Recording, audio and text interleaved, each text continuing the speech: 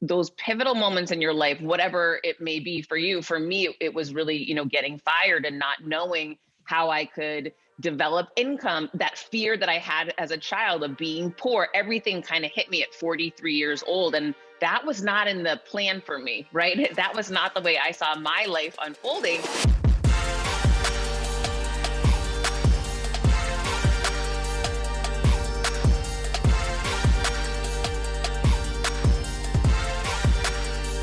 Welcome back to another episode of The Burn. I am Ben Newman and couldn't be any more fired up to have this opportunity to now be in season 4 with all of you. And we're not going to change how we do this. Short, powerful, sweet episodes that really hit your heart and your fire that lies inside of you. Because there's a lot of speakers and coaches, you all know our routine. They talk about a lot about why and purpose, but they forget about that underlying burn that ignites your why and your purpose that then causes you to take the necessary action on a daily basis to attack. And one of the things we're going to do today is we're going to talk about creating confidence. We're going to talk about overcoming the villains, or maybe what holds you back in your life, with a very, very special guest. And this is somebody who I love her energy. I love her passion. She is a new friend. But when you have so many friends in common, before you actually meet, it's easy to become fast friends. So Heather Monahan, it is such an awesome opportunity to have you on The Burn with us. Oh my gosh, thank you so much for having me. I'm so happy that we connected. Yeah, it's incredible when you think about the Nicole Kaliols, to John Gordon, and all of these individuals that we have in common who have made an impact on your life. They've made an impact on my life. They're friends. And everybody knows we bring in celebrities and entrepreneurs and athletes and entertainers. And I just love your bio. I love what you've done, from going from being a C-suite executives to all the awards and recognition and honors that you've received in your life, to your podcast, which is now a top 100 podcast, Creating Confidence, to your new book, Overcoming Your Villains.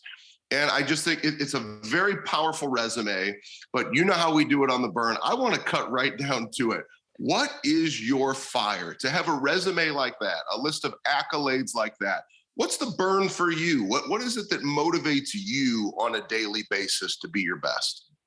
Oh gosh, when I think back to my prior life back in corporate America, the burn back then for me was growing up poor.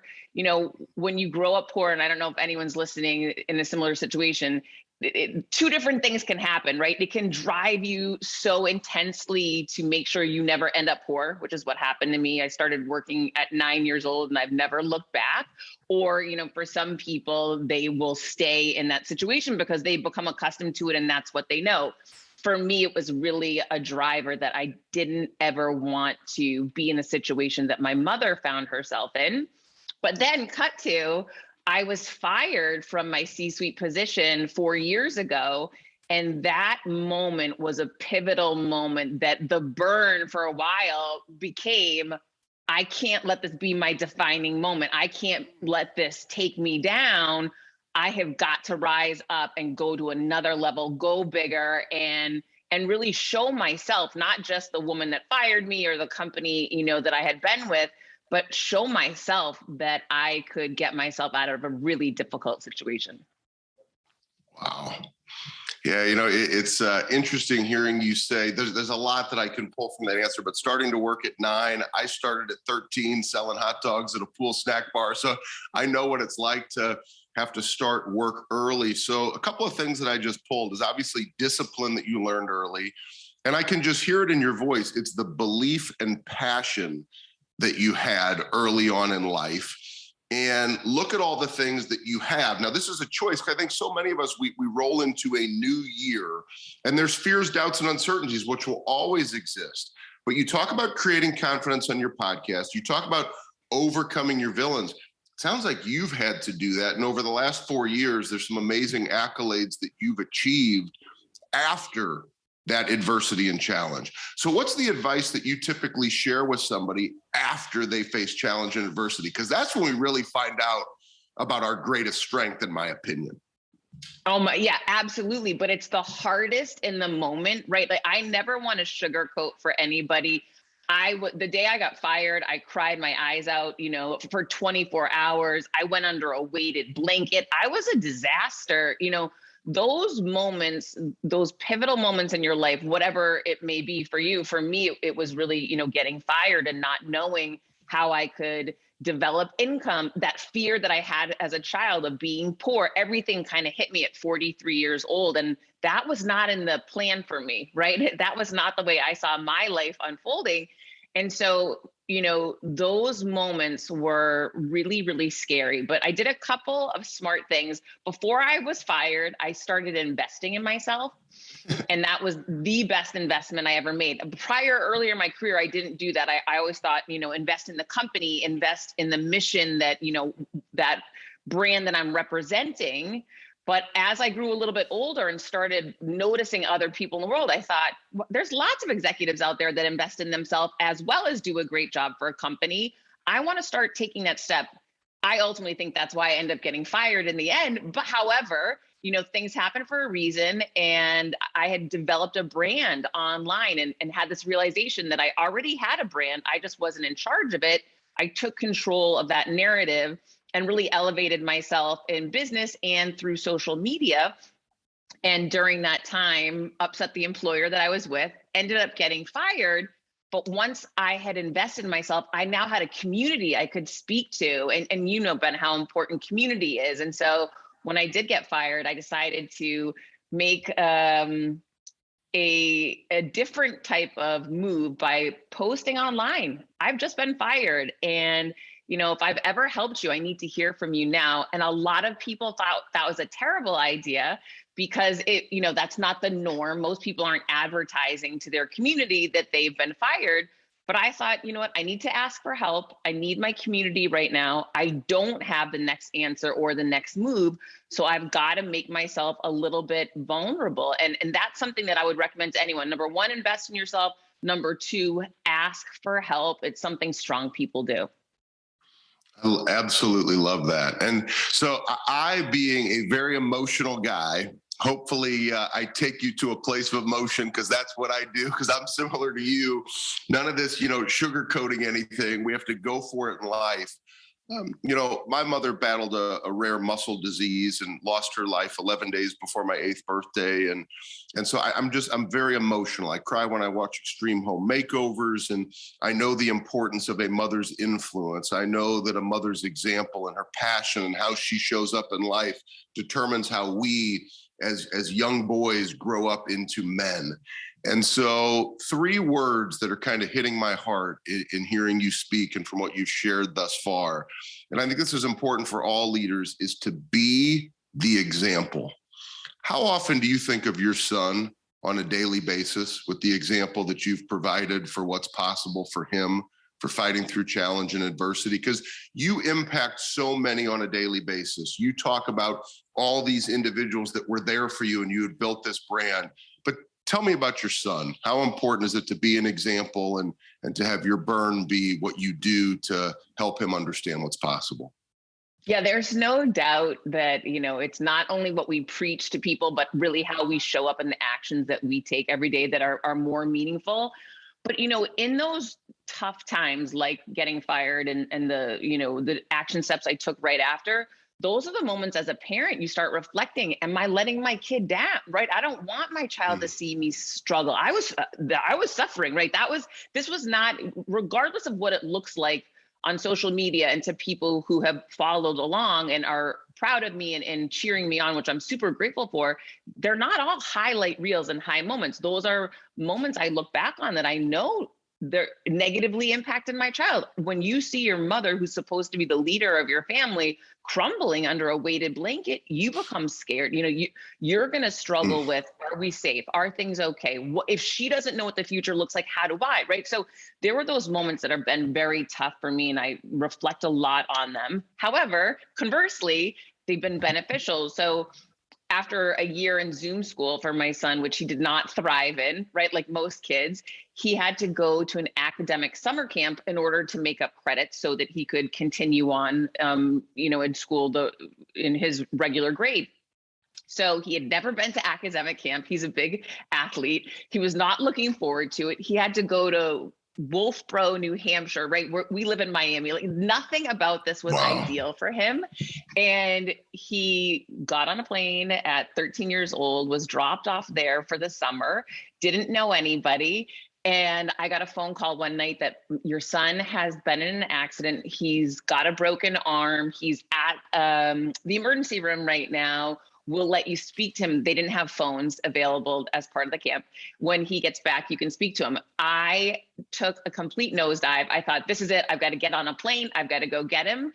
And I spoke to him and he was calming me down. Cut to a couple days later, I'm up in New Hampshire I think, picking him up. And I walk up to the campus and he walks out without bags. And he says, Mom, we can do hard things. I taught myself how to write with the other hand. I've taught myself how to eat with the other hand. I taught myself how to change with one arm. I can make this work. I'm not going to give up now. And those are the moments when you see, wow, it stunk for him watching me go through hardship, but he saw that I didn't give up. And I believe that allowed him to think, okay, maybe this is something that's possible for me too. I love it. I love it. That brings so much amazing emotion up in me because of what I've, been through in my life, and to hear the strength that your son showed. And then you talk about creating confidence. Look at what your example did for him to create the confidence to say, Mom, I got this. Now, I know, and this is where I'd really like to take us to our finish line. Overcome your villains. So back to kind of this, not sugarcoating anything. I think a lot of people want to pretend like there's la la land, there's no challenge, there's no adversity. But tell us about the importance of not only overcoming fears, doubts, and uncertainties, but overcoming your villains in life. Tell us a little bit about the book and how it'll impact the reader. So my new book, Overcome Your Villains, is a powerful and proven 3-step process to overcome any adversity in business or in life. And one of the key moments for me to this realization around creating confidence on, living up to your potential, it really came by chance. That day that woman thought she fired me, I had actually fired my number one villain from my life. What I didn't realize is for a while, I was shrinking myself trying to help somebody else to feel better about themselves. That person ended up firing me. And what I learned was, as long as you have negative people in your space, you will block positive people and positive opportunities from entering. The minute she fired me and I put that post up, amazing people started showing up, helping me. Amazing people like the John Gordons in the world started showing up and advising me and becoming champions for me.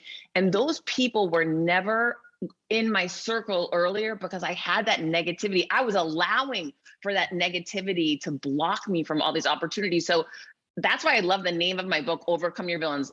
You've got to clear out those villains around you so you can deal with the real villain, which is typically the one that lies between our own two ears.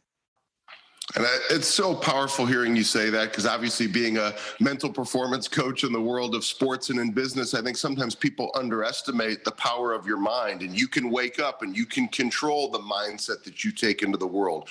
You can control where you place your focus. You can control where you place your energy. That's all a choice. That's one of the things I think is so powerful about the book, as you mentioned, is there's a process that teaches you how to overcome. So many speakers, coaches, writers that do the type of work that we do, they don't necessarily talk about long-term growth and sustainability. It's a great message. It's a story. It was a fun read. It was a fun opportunity to hear Heather speak.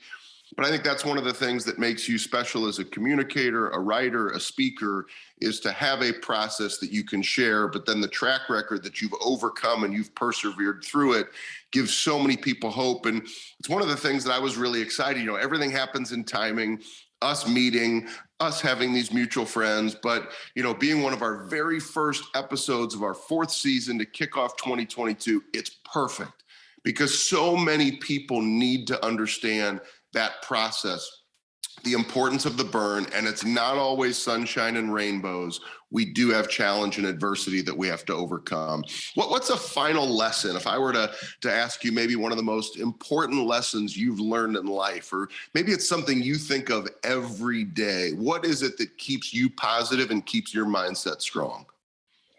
Oh gosh, that, sort of beginning to flip the script on things, to see it wasn't a rejection, it was a redirection, right?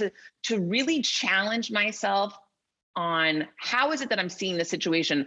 I saw getting fired as the end. That was actually the beginning of a new career. So now I have challenged myself on the daily, whether it be the coronavirus, right? That there's these challenging situations that we're facing, but what is the hidden opportunity I haven't realized yet that I know I ultimately will? And can I start identifying what that potentially could be? The sooner you flip the script on these things, the sooner, like you said, your mind goes to what can be, what is possible, instead of staying so focused in what isn't and what that loss is. The more we focus on those negative things, the more negativity we bring to ourselves, the more energy we put to it, we're wasting our energy and time.